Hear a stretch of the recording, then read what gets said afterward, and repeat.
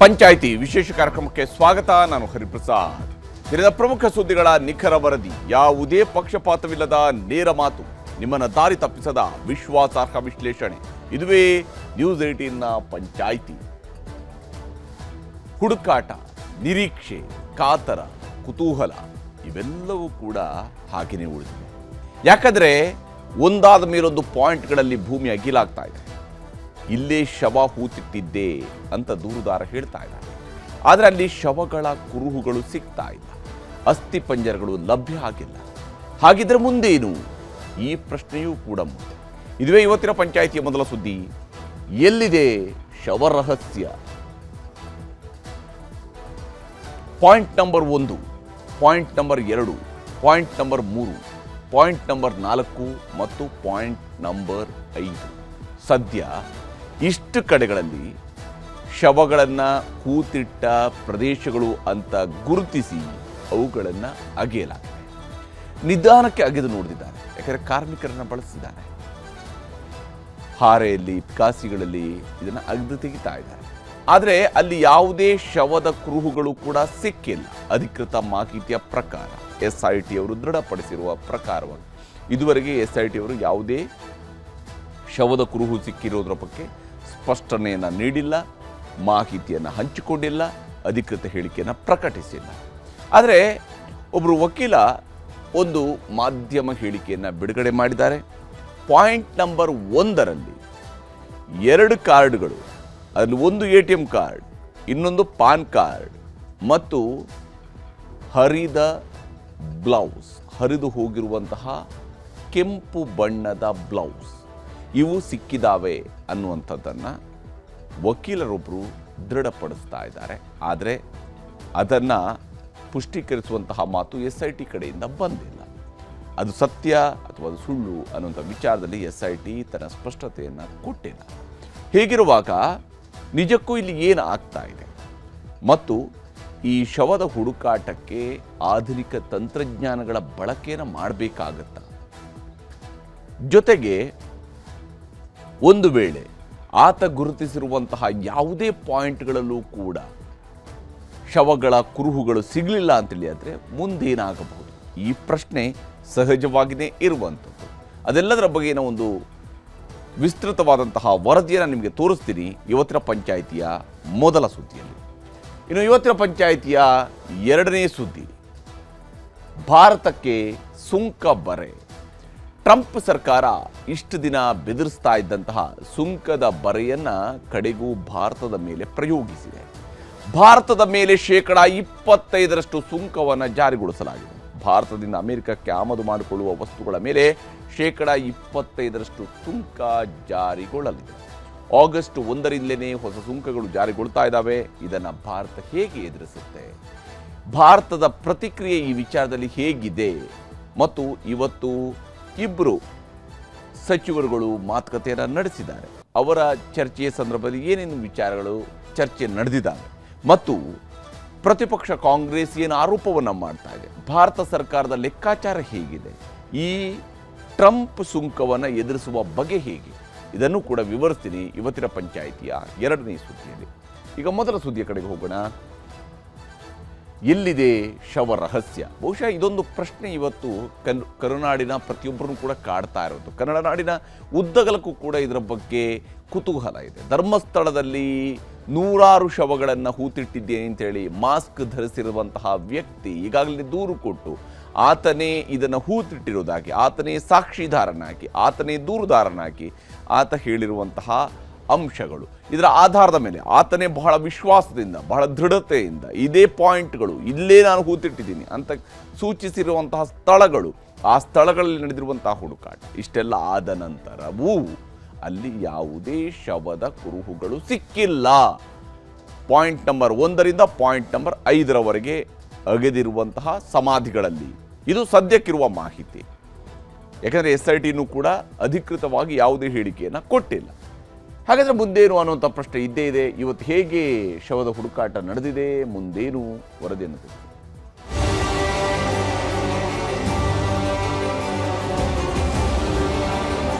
ಕಾರ್ಮಿಕರನ್ನೇ ಬಳಸಿಕೊಂಡು, ಯಾಕಂದರೆ ಯಾವುದೇ ಸಣ್ಣ ವಸ್ತು ಕೂಡ ಸಮಸ್ಯೆ ಆದರೆ ಅದು ಆ ಎವಿಡೆನ್ಸ್ಗೆ ಪ್ರಾಬ್ಲಮ್ ಆಗುತ್ತೆ ಅನ್ನೋ ನಿಟ್ಟಿನಲ್ಲಿ ಇವತ್ತು ಕೂಲಿ ಕಾರ್ಮಿಕರನ್ನು ಬಳಸಿಕೊಂಡು 1ನೇ ಪಾಯಿಂಟಿಂದ 8ನೇ ಪಾಯಿಂಟ್ ತನಕ ಆ ಎಲ್ಲ ಪಾಯಿಂಟ್ಗಳಿರುವಂಥದ್ದು ನೇತ್ರಾವತಿ ನದಿಯ ಪಕ್ಕದಲ್ಲಿ, ಅಂದರೆ ಸುಮಾರು 10 ಮೀಟರ್ ಆಸುಪಾಸಿನಲ್ಲಿ.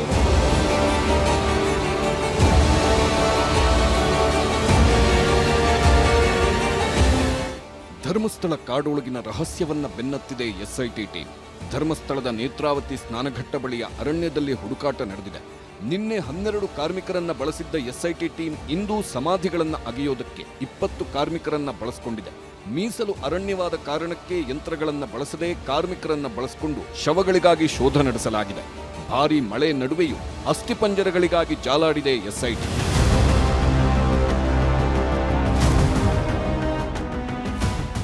ಒಂದೆಡೆ ಎಸ್ಐಟಿ ಅವರು ಇವತ್ತು ಬೇರೆ ಪಾಯಿಂಟ್ಗಳಲ್ಲಿ ಶವಗಳಿಗಾಗಿ ಶೋಧ ನಡೆಸುತ್ತಿದ್ರೆ, ನಿನ್ನೆ ಅಗೆದಿದ್ದ ಪಾಯಿಂಟ್ನಲ್ಲೇ ಕೆಲವು ಮಹತ್ವದ ಸಾಕ್ಷಿಗಳು ಸಿಕ್ಕಿವೆ ಎಂದು ಹೇಳಲಾಗ್ತಿದೆ.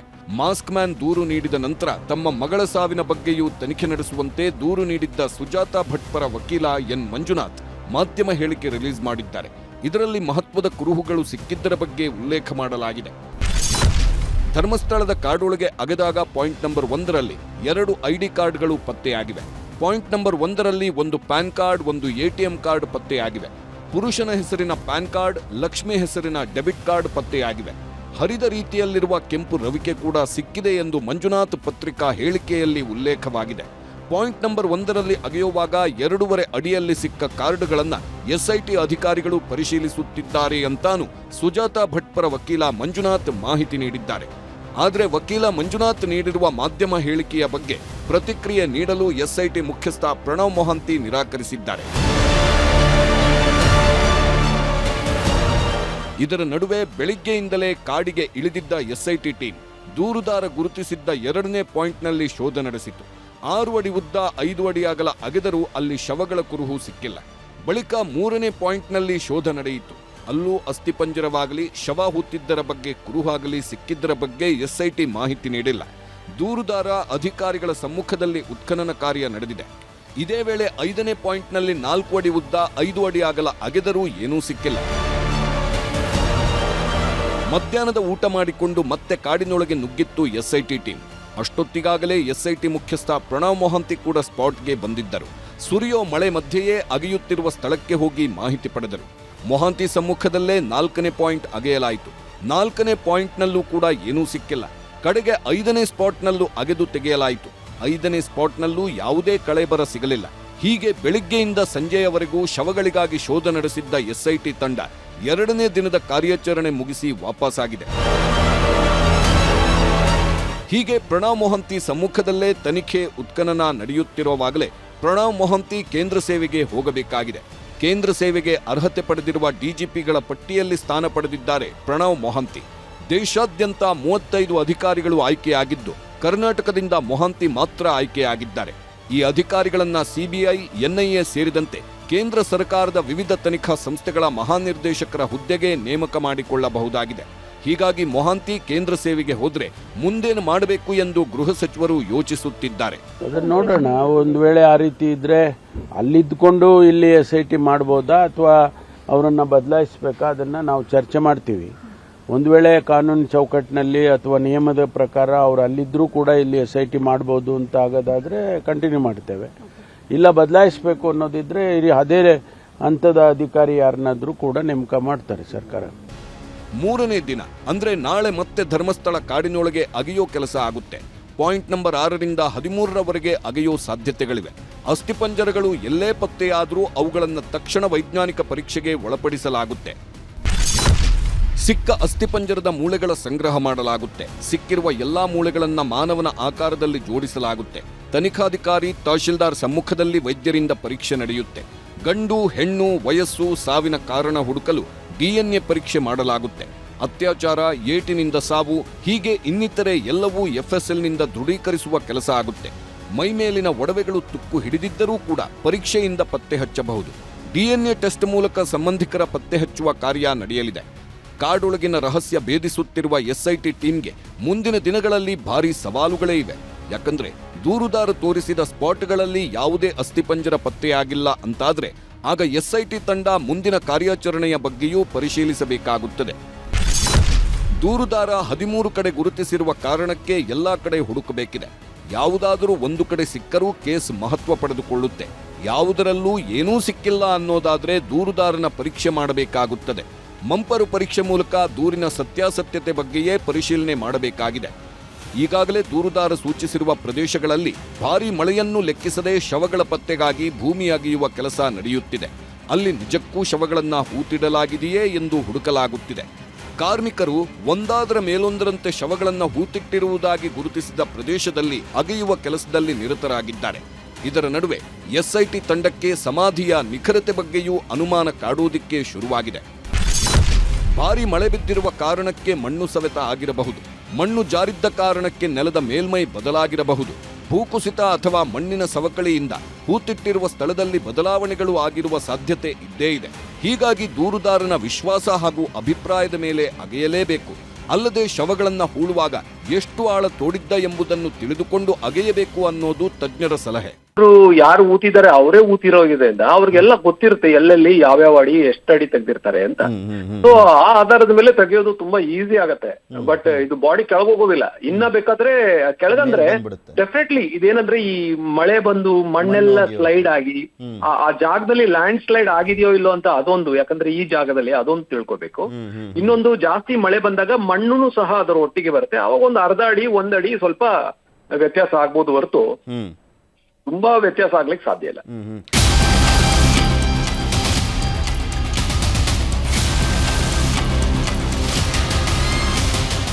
ಕಾರ್ಮಿಕರ ಮೂಲಕ ಗುಂಡಿ ಅಗೆದಾಗ ಯಾವೊಂದು ಸಾಕ್ಷ್ಯಗಳು ಸಿಗದಿದ್ದರೂ ಕೂಡ ಅತ್ಯಾಧುನಿಕ ತಂತ್ರಜ್ಞಾನ ಬಳಸಿ ಕಳೇಬರ ಪತ್ತೆ ಹಚ್ಚಬಹುದಾದ ಅವಕಾಶಗಳೂ ಇವೆ.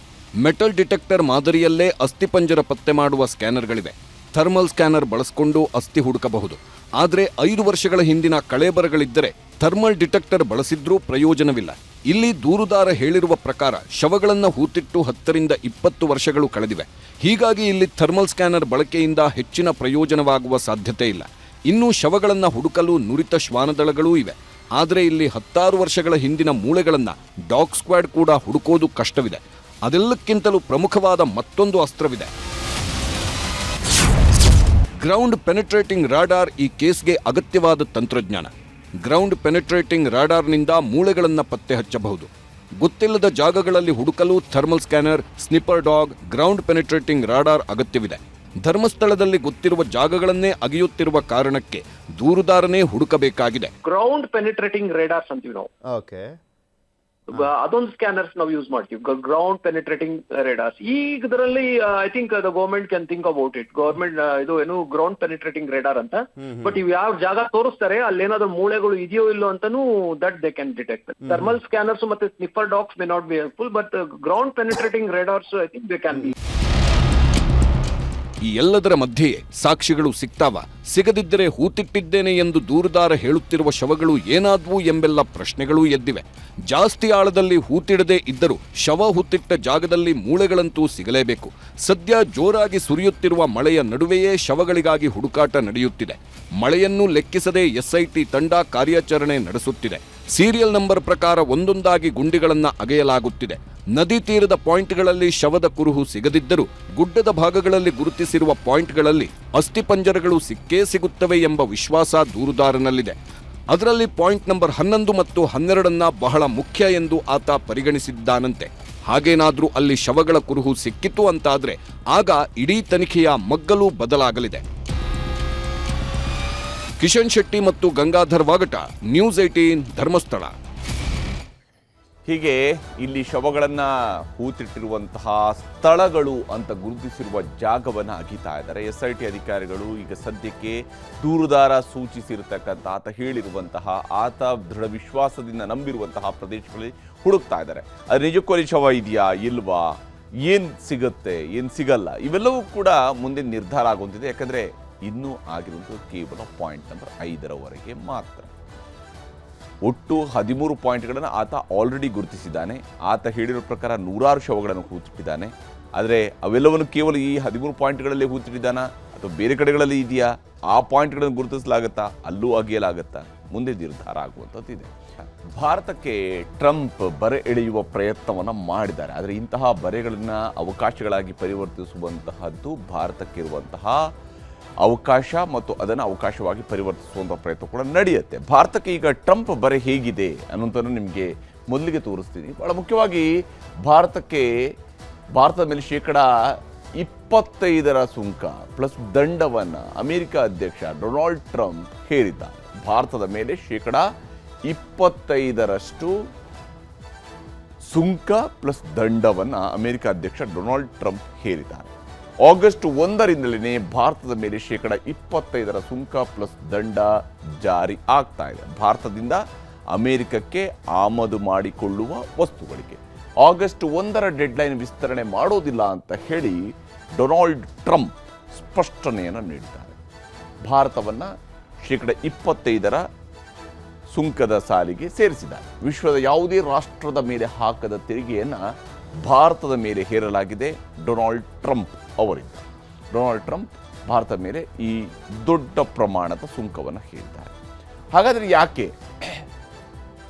ಟ್ರಂಪ್ ತೆರಿಗೆ ಘೋಷಣೆಯ ಮಾಡ್ತಾ ಇದ್ದಂತೆ ಕೇಂದ್ರ ಸರ್ಕಾರ ಅಲರ್ಟ್ ಆಗಿದೆ. ಕೇಂದ್ರ ಸರ್ಕಾರ ಈಗಾಗಲೇ ಈ ವಿಚಾರದಲ್ಲಿ ಬಹಳಷ್ಟು ಅಲರ್ಟ್ ಆಗಿದೆ. ವಾಣಿಜ್ಯ ಸಚಿವ ಪಿಯೂಷ್ ಗೋಯಲ್ ಅವರನ್ನ ಭೇಟಿ ಮಾಡಿದ್ದಾರೆ. ವಿದೇಶಾಂಗ ಸಚಿವ ಎಸ್ ಜೈಶಂಕರ್ ಇವರಿಬ್ಬರ ನಡುವೆಯೂ ಕೂಡ ಮಾತುಕತೆ ನಡೆದಿದೆ. ಶೇಕಡ 25% ತೆರಿಗೆ ಹೊರೆ ಏನೂ ಆಗೋದಿಲ್ಲ ಅನ್ನುವಂತಹ ವಾದವನ್ನು ಭಾರತ ಸರ್ಕಾರ ಮುಂದಿಡ್ತಾ ಇದೆ. ಇದರಿಂದಾಗಿ ನಮ್ಮಲ್ಲಿ ಯಾವುದೇ ರೀತಿಯ ತೊಂದರೆ ಎದುರಾಗಲಾರದು ಅನ್ನುವಂಥ ವಿಶ್ವಾಸ ಭಾರತ ಸರ್ಕಾರಕ್ಕೆ ಇದ್ದೇ ಇದೆ. ಟ್ರಂಪ್ ತೆರಿಗೆ ಪ್ರತಿಯನ್ನು ಅಧ್ಯಯನ ಮಾಡ್ತಾ ಇದ್ದೀವಿ ಅನ್ನುವಂಥ ಸ್ಪಷ್ಟನೆಯನ್ನು ಕೂಡ ನೀಡಿದ್ದಾರೆ. ಯಾವ್ಯಾವ ವಸ್ತುಗಳ ಮೇಲೆ ಯಾವ್ಯಾವ ವಿಚಾರಗಳ ಮೇಲೆ ಈ ಒಂದು ತೆರಿಗೆಯನ್ನು ಹೇರಲಾಗಿದೆ ಅನ್ನೋದಕ್ಕೆ ಸಂಬಂಧಪಟ್ಟಂತೆಯೂ ಕೂಡ ಭಾರತ ಸರ್ಕಾರ ಟ್ರಂಪ್ ತೆರಿಗೆ ಪ್ರತಿಯನ್ನು ಅಧ್ಯಯನ ಮಾಡ್ತಾ ಇದೆ. ಈ ಟ್ಯಾರಿಫ್ ಪ್ರತಿಯನ್ನು ಅಧ್ಯಯನ ಮಾಡ್ತಾ ಇದೆ. ಆಗಸ್ಟ್ 15ರಂದು ಭಾರತಕ್ಕೆ ಭೇಟಿ ನೀಡಲಿರುವ ಅಮೆರಿಕ ಅಧಿಕಾರಿಗಳೊಂದಿಗೂ ಕೂಡ ಚರ್ಚೆಗೆ ತಯಾರಿಯನ್ನು ಭಾರತ ಸರ್ಕಾರ ಮಾಡಿಕೊಂಡಿದೆ. ಅಮೆರಿಕದ ಅಧಿಕಾರಿಗಳು ಭಾರತಕ್ಕೆ ಬರ್ತಾ ಇದ್ದಾರೆ. ಆ ಸಂದರ್ಭದಲ್ಲಿ ಈ ಸುಂಕದ ಬಗ್ಗೆಯೂ ಕೂಡ ಚರ್ಚೆಯನ್ನು ನಡೆಸೋದಕ್ಕೆ ಭಾರತ ಸರ್ಕಾರ ತಯಾರಿಯನ್ನು ಮಾಡಿಕೊಂಡಿದೆ. ಬಹಳ ಮುಖ್ಯವಾಗಿ ಇಲ್ಲಿ ಇರುವಂತಹ ವಿಚಾರಗಳಿಗೆ ಬಂದಾಗ ಯಾವ್ಯಾವ ಉತ್ಪನ್ನಗಳ ಮೇಲೆ ಹೀಗೆ ಹಾಲಿ ಸುಂಕ ಇದೆ ಅಂದರೆ ಇವೆಲ್ಲವೂ ಕೂಡ ಮುಂದೆ ಶೇಕಡ 25% ಸುಂಕಕ್ಕೆ ಪರಿವರ್ತನೆಗೊಳ್ತವೆ. ಪರಿಷ್ಕರಿಸಿದ ಪೆಟ್ರೋಲಿಯಂ ಉತ್ಪನ್ನಗಳು ಅಂದರೆ ರಿಫೈನ್ಡ್ ಪೆಟ್ರೋಲಿಯಂ ಪ್ರಾಡಕ್ಟ್ಸ್ ಏನಿದ್ದಾವೆ ಅವುಗಳ ಮೇಲೆ ಶೇಕಡ 1.3% ಹಾಲಿ ಸುಂಕವನ್ನು ಅಮೆರಿಕ ಭಾರತದಿಂದ ಆಮದು ಮಾಡಿಕೊಳ್ಳುವ ರಿಫೈನ್ಡ್ ಪೆಟ್ರೋಲಿಯಂ ಪ್ರಾಡಕ್ಟ್ಸ್ಗೆ 1.3% ತೆರಿಗೆಯನ್ನು ಹಾಕ್ತಾ ಇದೆ, ಸುಂಕವನ್ನು ವಿಧಿಸ್ತಾ ಇದೆ. ಇನ್ನು ಚಿನ್ನಾಭರಣ ಉತ್ಪನ್ನಗಳ ಮೇಲೆ ಭಾರತದ ಚಿನ್ನಾಭರಣಗಳ ಮೇಲೆ ಭಾರತದಿಂದ ರಫ್ತು ಮಾಡುವಂತಹ ಅಮೆರಿಕ ಆಮದು ಮಾಡತಕ್ಕಂತಹ ಚಿನ್ನಾಭರಣಗಳ ಮೇಲೆ ಹಾಲಿ ಸುಂಕ ಶೇಕಡ 5.5% ಇರುತ್ತೆ. ಈಗ ಅದನ್ನು ಏಕಾಏಕಿ ಶೇಕಡ 25ಕ್ಕೆ ಏರಿಕೆ ಮಾಡಿದಾಗ ಸಹಜವಾಗಿಯೇ ಅಮೆರಿಕಾದಲ್ಲಿ ಅದರ ಕೊಳ್ಳುವವರ ಸಂಖ್ಯೆ ಕಡಿಮೆ ಆಗುತ್ತೆ.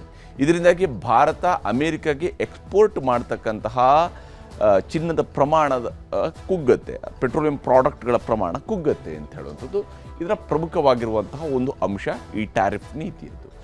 ಇನ್ನು ಟೆಕ್ಸ್ಟೈಲ್ ಉತ್ಪನ್ನಗಳ ಮೇಲೆ ಶೇಕಡ 14ರಿಂದ ಶೇಕಡ 32% ಹಾಲಿ ಸುಂಕ ಜಾರಿಯಲ್ಲಿದೆ. ಹೀಗಾಗಿ ಈ ಪ್ರಾಡಕ್ಟ್ಗಳ ಮೇಲೆ ಟೆಕ್ಸ್ಟೈಲ್ ಪ್ರಾಡಕ್ಟ್ಗಳ ಮೇಲೆ ಅಂದರೆ ಭಾರತ ಕೇಳಿ ವಿಶ್ವದಲ್ಲಿ ಅತಿ ಹೆಚ್ಚಿನ ಪ್ರಮಾಣದಲ್ಲಿ ಟೆಕ್ಸ್ಟೈಲ್ಗಳನ್ನು ಉತ್ಪಾದನೆ ಮಾಡತಕ್ಕಂತಹ ದೇಶ. ಭಾರತದ ಗಾರ್ಮೆಂಟ್ಸ್ಗೆ ಸಹಜವಾಗಿಯೇ ಅಮೆರಿಕಾದಲ್ಲಿ ದೊಡ್ಡ ಬೇಡಿಕೆ ಇದ್ದೇ ಇದೆ. ಅದರ ಮೇಲೆ ಶೇಕಡ 14ರಿಂದ 32% ಸುಂಕ ಆಲ್ರೆಡಿ ಇದೆ ಅಲ್ಲಿ. ಅದೀಗ ಶೇಕಡ 25ಕ್ಕೆ ನಿಗದಿಯಾಗುತ್ತೆ. ಆದರೆ ಮೇಲ್ಗಡೆ ಇರುವಂಥ ಟ್ಯಾರಿಫನ್ನು ಕೆಳಗಡೆ ಮಾಡ್ತಾರ ಬಹುತೇಕ ಇರಲಾರ್ದು. ಕೆಳಗಡೆ ಇರುವಂತಹ ಟ್ಯಾರಿಫನ್ನು ಮಾತ್ರ ಮೇಲ್ಗಡೆ ತಗೊಂಡು ಹೋಗ್ಬೋದು, ಶೇಕಡ 25ಕ್ಕೆ ಏರಿಕೆ ಮಾಡಬಹುದು. ಇದರಿಂದಾಗಿ ಒಂದು ಸ್ವಲ್ಪ ಪರಿಣಾಮ ಬೀರ್ಬೋದು. ಆದರೆ ನಿಜಕ್ಕೂ ನಮ್ಮ ಟೆಕ್ಸ್ಟೈಲ್ ಇಂಡಸ್ಟ್ರಿ ಮೇಲೆ ಇದು ದೊಡ್ಡ ಪರಿಣಾಮವನ್ನು ಬೀರುತ್ತಾ ನೋಡಬೇಕಾಗಿದೆ. ಹೀಗೆ ಬೇರೆ ಬೇರೆ ವಸ್ತುಗಳ ಮೇಲೆ ಇವರು ಟ್ಯಾರಿಫನ್ನು ಹೇರಿದ್ದಾರೆ. ಈಗ ಕೇಂದ್ರ ಸರ್ಕಾರಕ್ಕೆ ಕಾಂಗ್ರೆಸ್ನವರು ಒಂದಿಷ್ಟು ಗುದ್ದು ಕೊಡ್ತಾ ಇದ್ದಾರೆ. ಅವರ ಪ್ರಕಾರ ಮೋದಿ ಟ್ರಂಪ್ ಸ್ನೇಹದಿಂದಾಗಿ ಭಾರತಕ್ಕೆ ಬರೆ ಬಿದ್ದಿದೆ ಅಂತ ಹೇಳಿ. ಮೋದಿ ಮತ್ತು ಟ್ರಂಪ್ ಅವರ ನಡುವಿನ ಬಹಳ ಆಪ್ತತೆ ಏನಿದೆ ಅದರ ಹೊರತಾಗಿಯೂ ಕೂಡ ಭಾರತಕ್ಕೆ ಈ ಬರೆ ಬಿದ್ದಿದೆ ಅಂತೇಳಿ ಕಾಂಗ್ರೆಸ್ ಅವರು ಗುದ್ದು ಕೊಡ್ತಿದ್ದಾರೆ. ಆದರೆ ಕೇಂದ್ರ ಸರ್ಕಾರ ತನ್ನದೇ ಆದಂಥ ಸೂತ್ರವನ್ನು ಹೆಣೆದಿದೆ. ಈ ವಿಚಾರವನ್ನು ಎದುರಿಸೋದಕ್ಕೆ ಯುರೋಪ್ ಮಧ್ಯಪ್ರಾಚ್ಯ ದೇಶಗಳೊಂದಿಗೆ ಹೆಚ್ಚಿನ ವಹಿವಾಟನ್ನು ಭಾರತ ಮಾಡ್ಬೋದು. ಯಾವ ವಸ್ತುಗಳು ಅಮೆರಿಕಾಗೆ ಹೋಗೋದಿಲ್ವೋ ಆ ವಸ್ತುಗಳು ಬೇರೆ ದೇಶಗಳಿಗೆ ಹೋಗ್ಬೋದು. ಯುರೋಪಿಯನ್ ಕಂಟ್ರೀಸ್ಗೆ ಇರ್ಬೋದು ಅಥವಾ ಮಧ್ಯಪ್ರಾಚ್ಯ ಮಿಡ್ಲ್ ಈಸ್ಟ್ ಕಂಟ್ರಿಗಳಿಗಿರ್ಬೋದು. ಇವುಗಳಿಗೆ ಭಾರತ ತನ್ನ ಈ ಉತ್ಪನ್ನಗಳನ್ನು ಮಾರಾಟ ಮಾಡೋದಕ್ಕೆ ಸಿಗಬಹುದಾಗಿರುವ ಹೊಸ ದಾರಿಗಳನ್ನು ಹುಡುಕಬಹುದು. ಇನ್ನು ಮುಂದುವರಿದು ರಷ್ಯಾ ವ್ಯಾಪಾರ ಒಪ್ಪಂದಕ್ಕೆ ಟ್ರಂಪ್ ಈ ದಂಡವನ್ನು ಹೇರಿದ್ದಾರೆ. ಅಂದರೆ ರಷ್ಯಾದ ಜೊತೆಗೆ ಭಾರತ ಹೊಂದಿರತಕ್ಕಂತಹ ವ್ಯಾಪಾರ ಒಪ್ಪಂದಗಳೇನಿದ್ದಾವೆ ಇವುಗಳನ್ನು ಕುಗ್ಗಿಸಬೇಕು ಅನ್ನುವಂತಹ ಪ್ರಯತ್ನವನ್ನು ಟ್ರಂಪ್ ಮಾಡ್ತಾ ಇದ್ದಾರೆ. ಅದಕ್ಕಾಗಿ ಟ್ರಂಪ್ ಈ ದಂಡ ಹೇರಿದ್ದಾರೆ ಅಂತೇಳಿ ಕಾಂಗ್ರೆಸ್ ಕೇಂದ್ರ ಸರ್ಕಾರಕ್ಕೆ ಗುದ್ದು ಕೊಡ್ತಾ ಇದೆ. ಆದರೆ ಚೀನಾ ಕೆನಡಾ ಮಾದರಿಯಲ್ಲಿನೇ 25% ಸುಂಕವನ್ನು ನಾವು ತಿರಸ್ಕರಿಸಬಹುದು, ಅದನ್ನು ತಿರಸ್ಕರಿಸುವಂತಹದ್ದು ನಮ್ಮ ಹಕ್ಕನ್ನು ನಾವು ಪ್ರತಿಪಾದಿಸಬಹುದು ಅನ್ನುವಂಥದ್ದನ್ನು ಕೇಂದ್ರ ಸರ್ಕಾರ ಅದರ ಬಗೆಗಿನ ಸೂತ್ರವನ್ನು ಕೂಡ ಹೇಳ್ತಾ ಇದೆ. ಏನು ಮಾಡಬಹುದು, ಚೀನಾ ಮತ್ತು ಕೆನಡಾ ಮಾದರಿಯಲ್ಲಿ ನಾವು ಕೂಡ 25% ಈ ಸುಂಕವನ್ನು ತಿರಸ್ಕರಿಸಿ ನಾವು ಹೊಸ ಅವೆನ್ಯೂಗಳನ್ನು ಹುಡುಕಬಹುದಾ ಅಂತ ಹೇಳಿ ಮುಂದುವರೆದು ಭಾರತದ ವ್ಯಾಪಾರ ಮತ್ತು ಉದ್ಯಮಕ್ಕೆ ಇದು ಪೆಟ್ಟು ಕೊಡುತ್ತೆ ಅಂತೇಳಿ ಕಾಂಗ್ರೆಸ್ ನಂಬಿಕೊಂಡಿದೆ. ಕಾಂಗ್ರೆಸ್ನ ಪ್ರಕಾರ ಇದು ಭಾರತದ ವ್ಯಾಪಾರಕ್ಕೆ ಮತ್ತು ಉದ್ಯಮಕ್ಕೆ ದೊಡ್ಡ ಹೊಡೆತ ಬೀಳುತ್ತೆ ಅಮೆರಿಕದ ಈ ಹೊಸ ಟ್ಯಾರಿಫ್ ಅನ್ನುವಂಥದ್ದು ಕಾಂಗ್ರೆಸ್ನವರ ವಾದ. ಆದರೆ ಕೇಂದ್ರ ಸರ್ಕಾರ ಹೇಳ್ತಿದೆ ಆತ್ಮನಿರ್ಭರ್ ಮೂಲಕ ಸ್ವದೇಶಿ ಉತ್ಪನ್ನಗಳಿಗೆ ನಾವು ಆದ್ಯತೆಯನ್ನು ಕೊಡ್ತೀವಿ, ಅಮೆರಿಕದ ಜೊತೆಗಿನ ವಹಿವಾಟನ್ನು ಕುಗ್ಗಿಸಿ ಅದನ್ನು ಕಡಿಮೆ ಮಾಡಿ ಆತ್ಮನಿರ್ಭರ್ ಮೂಲಕ ಸ್ವದೇಶಿ ಉತ್ಪನ್ನಗಳಿಗೆ ಹೆಚ್ಚಿನ ಆದ್ಯತೆಯನ್ನು ಕೊಟ್ಟು ಅದರ ಮೂಲಕವಾಗಿ ನಾವು ಇದನ್ನು ಸರಿದೂಗಿಸ್ಕೊಳ್ತೀವಿ, ಈ ಟ್ಯಾರಿಫ್ ಯಾವುದೇ ರೀತಿಯಿಂದ ಪರಿಣಾಮವನ್ನು ಬೀರಲಾರದಂತೆ ನೋಡ್ಕೊಳ್ತೀವಿ ಅಂತೇಳಿ ಕೇಂದ್ರ ಸರ್ಕಾರ ತನ್ನ ಸೂತ್ರವನ್ನು ರೂಪಿಸ್ತಾ ಇದೆ. ಇಲ್ಲಿ ಅಮೆರಿಕದ ಬೆಂಬಲ ಮತ್ತು ಬಲ ಕುಗ್ಗುತ್ತೆ ಅನ್ನುವಂಥದ್ದನ್ನು ಕಾಂಗ್ರೆಸ್ ಹೇಳ್ತಾ ಇದೆ. ಅಮೆರಿಕಾದಿಂದ ಭಾರತಕ್ಕೆ ಸಿಗ್ತಾ ಇರುವಂತಹ ಬೆಂಬಲ, ಅದರಿಂದ ಸಿಗಬಹುದಾಗಿರುವಂತಹ ಬಲ ಇದು ನಮಗೆ ಕುಗ್ಗುತ್ತೆ ಅನ್ನುವಂಥದ್ದನ್ನು ಕಾಂಗ್ರೆಸ್ ಹೇಳ್ತಾ ಇದೆ. ಆದರೆ ರಷ್ಯಾದಿಂದ ಇಂಧನ ಶಸ್ತ್ರಾಸ್ತ್ರಗಳ ಖರೀದಿಗೆ ನಾವು ಹೆಚ್ಚಿನ ಒತ್ತು ಕೊಡ್ತೀವಿ ಅನ್ನುವಂತಹ ಸೂತ್ರವನ್ನು ಕೇಂದ್ರ ಸರ್ಕಾರ ರೂಪಿಸಿದೆ. ಆಲ್ರೆಡಿ ಭಾರತ ತಾನು ಎಲ್ಲಿಂದ ಇಂಧನವನ್ನು ಖರೀದಿ ಮಾಡಬೇಕು ಅನ್ನೋದನ್ನು ಭಾರತನೇ ನಿರ್ಧರಿಸುತ್ತೆ ಅನ್ನೋದನ್ನು ಭಾರತದ ವಿದೇಶಾಂಗ ಸಚಿವರು ಅತ್ಯಂತ ಸ್ಪಷ್ಟವಾಗಿ ಯುರೋಪಿಯನ್ ಫೋರಮ್ನಲ್ಲಿ ಅಥವಾ ಅಮೆರಿಕಾದಲ್ಲೂ ಕೂಡ ಈ ವಿಚಾರಗಳನ್ನು ಹೇಳಿದ್ದಾರೆ. ಹಾಗೂ ಭಾರತ ಆಲ್ರೆಡಿ ರಷ್ಯಾದಿಂದ ಇಂಧನವನ್ನು ಖರೀದಿ ಮಾಡ್ತಾ ಇದೆ, ಕಚ್ಚಾ ತೈಲವನ್ನು ಖರೀದಿ ಮಾಡ್ತಾ ಇದೆ. ಜೊತೆಗೆ ಶಸ್ತ್ರಾಸ್ತ್ರಗಳ ಖರೀದಿಯಲ್ಲಿ ಭಾರತ ಮತ್ತು ರಷ್ಯಾದ ಜೊತೆಗಿನ ಸಂಬಂಧ ಭಾರತದ ಸ್ವಾತಂತ್ರ್ಯದ ಇತಿಹಾಸದಷ್ಟೇ ದೊಡ್ಡದಿದೆ. ಹೀಗಾಗಿ ರಷ್ಯಾದಿಂದ ಇಂಧನ ಮತ್ತು ಶಸ್ತ್ರಾಸ್ತ್ರಗಳ ಖರೀದಿಗೆ ನಾವು ಹೆಚ್ಚಿನ ಒತ್ತು ಕೊಡ್ತೀವಿ ಅನ್ನುವಂತಹ ನಿಟ್ಟಿನಲ್ಲಿ ಕೇಂದ್ರ ಸರ್ಕಾರ ತನ್ನ ಪ್ರಯತ್ನವನ್ನು ವಿಸ್ತರಿಸಬಹುದು. ಇದು ಸದ್ಯಕ್ಕೆ ನಡೀತಾ ಇರುವಂತಹ ಬೆಳವಣಿಗೆಗಳು. ಹೀಗೆ ಅಮೆರಿಕದ ಅಧ್ಯಕ್ಷ ಡೊನಾಲ್ಡ್ ಟ್ರಂಪ್ ಇಷ್ಟು ದಿವಸ ಬೆದರಿಸ್ತಾ ಇದ್ರು, ನಾವು ತೆರಿಗೆಯನ್ನು ಹೇರ್ತೀವಿ, ಸುಂಕವನ್ನು ಹೇರ್ತೀವಿ, ಟ್ಯಾರಿಫನ್ನು ಹೇರ್ತೀವಿ, 25% ಟ್ಯಾರಿಫನ್ನು ಹಾಕ್ತೀವಿ ಅಂತೇಳಿ. ಮತ್ತು ವಿಶೇಷವಾಗಿ ಭಾರತದಲ್ಲಿ ಏನು ಅಮೆರಿಕದ ಕಂಪನಿಗಳೇನು ಉತ್ಪಾದನೆಯನ್ನು ಮಾಡ್ತಾ ಇದ್ವಿ, ಉದಾಹರಣೆಗೆ ಆ್ಯಪಲ್ನಂತಹ ಕಂಪನಿಗಳು ಭಾರತದಲ್ಲಿ ಏನು ಉತ್ಪಾದನೆ ಮಾಡ್ತಾ ಇದ್ದಾವೆ ಇವುಗಳು ವಾಪಸ್ ಅಮೆರಿಕಾಗೆ ಶಿಫ್ಟ್ ಆಗಬೇಕು ಅನ್ನುವಂತಹ ನಿಟ್ಟಿನಲ್ಲಿ ಅಮೆರಿಕ ಅಧ್ಯಕ್ಷ ಹೇಳ್ತಾ ಇದ್ದಾರೆ. ಆದರೆ ಭಾರತದಲ್ಲಿ ಅವರಿಗೆ ಉತ್ಪಾದನೆ ಮಾಡುವಂತಹ ಕಾಸ್ಟ್ಗೂ ಅಮೆರಿಕಾದಲ್ಲಿ ಅವರು ಉತ್ಪಾದನೆ ಮಾಡುವಂತಹ ಕಾಸ್ಟ್ಗೂ ಬಹಳ ವ್ಯತ್ಯಾಸ ಇದ್ದೇ ಇರುತ್ತೆ. ಮತ್ತು ಕೆಲವು ಉತ್ಪನ್ನಗಳನ್ನು ಭಾರತ ಖರೀದಿ ಮಾಡುವಾಗ ಅಲ್ಲಿಂದ ಇಂಪೋರ್ಟ್ ಮಾಡುವಾಗ ಹೇರುವಂತಹ ಇಂಪೋರ್ಟ್ ಡ್ಯೂಟಿಗೂ ಅದನ್ನು ಇಲ್ಲೇ ಉತ್ಪಾದನೆ ಮಾಡುವಂತಹ ಸಂದರ್ಭದಲ್ಲಿ ಎದುರಾಗುವಂತಹ ಸುಂಕಕ್ಕೂ ಭಾಳ ವ್ಯತ್ಯಾಸ ಇದೆ. ಇದು ಸಹಜವಾಗಿ ಅಂತಹ ಕಂಪನಿಗಳು ಭಾರತದಲ್ಲಿ ತಮ್ಮ ಉತ್ಪಾದನೆಯನ್ನು ಮುಂದುವರಿಸೋದಕ್ಕೆ ಪ್ರೋತ್ಸಾಹದಾಯಕವಾಗಿರ್ತವೆ. ಅಮೆರಿಕದ ಈ ಸುಂಕ ನೀತಿ ಎಷ್ಟರ ಮಟ್ಟಿಗೆ ಇದು ತೊಂದರೆಯನ್ನು ಕೊಡುತ್ತೆ ಮುಂದಿನ ದಿವಸಗಳಲ್ಲಿ ಗೊತ್ತಾಗಲಿದೆ. ಇದಾಗಿತ್ತು ಇವತ್ತಿನ ಪಂಚಾಯಿತಿ. ನಮಸ್ಕಾರ.